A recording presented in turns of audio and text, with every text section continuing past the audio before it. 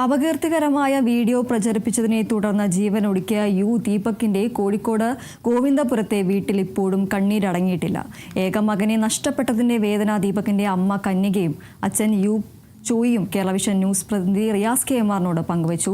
ഇനിയൊരു അമ്മയ്ക്കും അച്ഛനും ഇങ്ങനെയൊരു ഗതി വരരുത് എന്ന അമ്മ കണ്ണീരോടെ പറഞ്ഞപ്പോൾ ദീപക് ജീവൻ ഒടുക്കിയതിന് കാരണക്കാരിയായ യുവതിക്ക് കർശന ശിക്ഷ തന്നെ നൽകണമെന്നാണ് അച്ഛൻ ചോയിയുടെ ആവശ്യം. ഗോവിന്ദപുരത്തെ ദീപകിൻ്റെ വീട്ടിൽ സങ്കടങ്ങൾ അവസാനിക്കുന്നില്ല. വളരെ വേദനയോടുകൂടിയാണ് അമ്മ കന്യകയും അച്ഛൻ ചോയിയും എല്ലാം ഇവിടെ ഇരിക്കുന്ന കുടുംബാംഗങ്ങളും എല്ലാം ഇരിക്കുന്നത്. അവർക്ക് സമൂഹത്തോട് ചില കാര്യങ്ങൾ പറയാനുണ്ട് എന്നാണ് അവർ വ്യക്തമാക്കുന്നത്.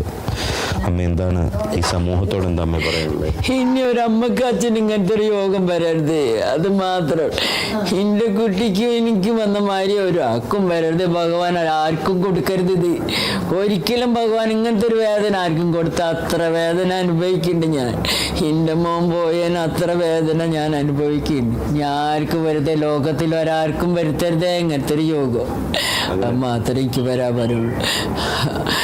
മോനെ, ഇതിൽ ഈ കുറ്റം ചെയ്ത സ്ത്രീക്ക് ഒരു കാരണവശാലും ഇത് കിട്ടരുത്, മോശം കിട്ടരുത്.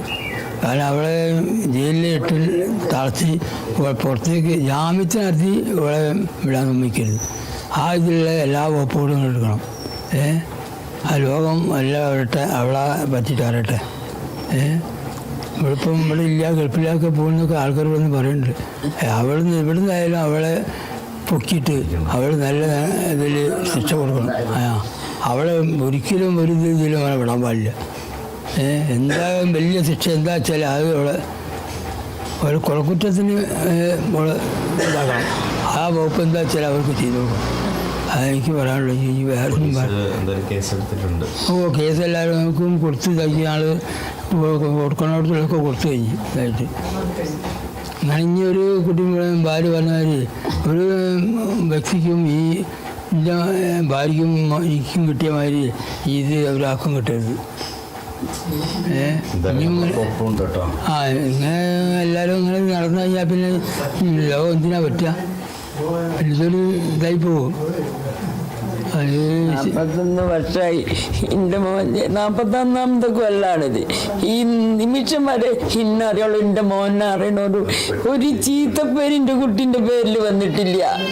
ഈ ഒരു കാര്യം കൊണ്ട് പെണ്ണിൻ്റെ എന്തിനും എൻ്റെ മോനൊരു ചീത്തപ്പേര് വന്നിട്ടില്ല. എനിക്ക് ഓർമ്മ എൻ്റെ മോൻ അത്ര നല്ല സത്യമുള്ള കുട്ടിയാണ്. ഒരു പെണ്ണിനോട് ഈ വീട്ടുകാർ, അടുത്ത വീട്ടുകാർ, ഞാൻ 2 അമ്പലത്തിൽ, വളയാനമ്പലത്തിൽ, തളി അമ്പലത്തിലൊക്കെ ഉണ്ട്. അവിടെയൊക്കെ ഞാൻ പോയതിനെ കൂട്ടിക്കൊണ്ട് അവിടെയുള്ളവരൊക്കെ അപ്പം കന്യ എൻ്റെ മുഖം എനിക്ക് നല്ലൊരു മോനെയാണ് കിട്ടിയത്.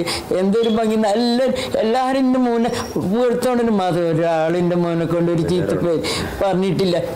ഈ പെണ്ണ് മാത്രം കാലനായി വന്ന് എൻ്റെ കുട്ടീൻ്റെ അടുത്തേക്ക്, എൻ്റെ കാലനായി എൻ്റെ മോൻ്റെ അടുത്തേക്ക് വന്നത് ഈ പെണ്ണ് മാത്രം.